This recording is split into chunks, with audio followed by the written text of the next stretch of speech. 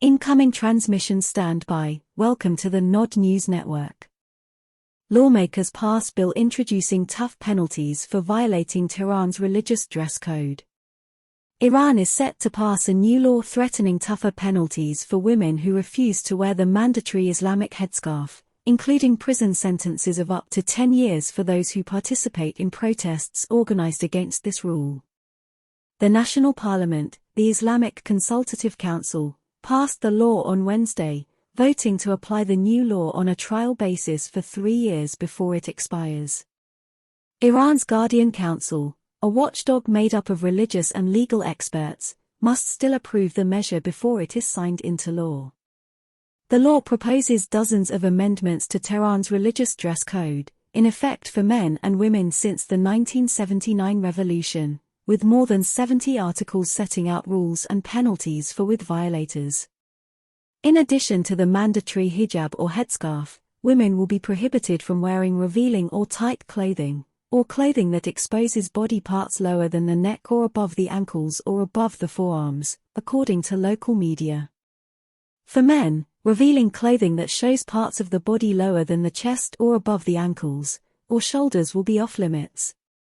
Iranians found to be involved in organized protests against the dress code will face the harshest punishments under the new law, which proposes 10-year prison sentences for protesters working in concert with foreign governments, networks, media, groups, or organizations. The penalties also apply to business owners who opt to serve women not wearing the headdress, or who promote nudity, lack of chastity, or bad covering. Legislators passed the measure just days after the anniversary of the death of Mahsa Amini, a 22-year-old woman who died while in the custody of Iran's morality police after she was accused of violating the hijab mandate. Her death kicked off months of violent protests across Iran, resulting in thousands of arrests and further loss of life among demonstrators and security forces. The United Nations and other international humanitarian bodies have condemned the religious dress code. Last month, a panel of UN experts claimed the hijab law could be described as a form of gender apartheid, warning of severe punishments on women and girls for non-compliance.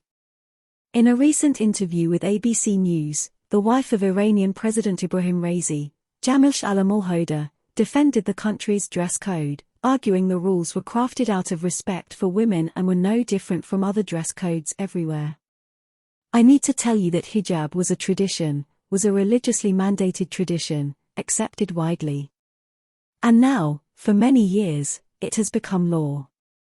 And breaking the law, trampling any law, like in any country, has its own penalties," she added. This has been the Nod News Network, transmission complete.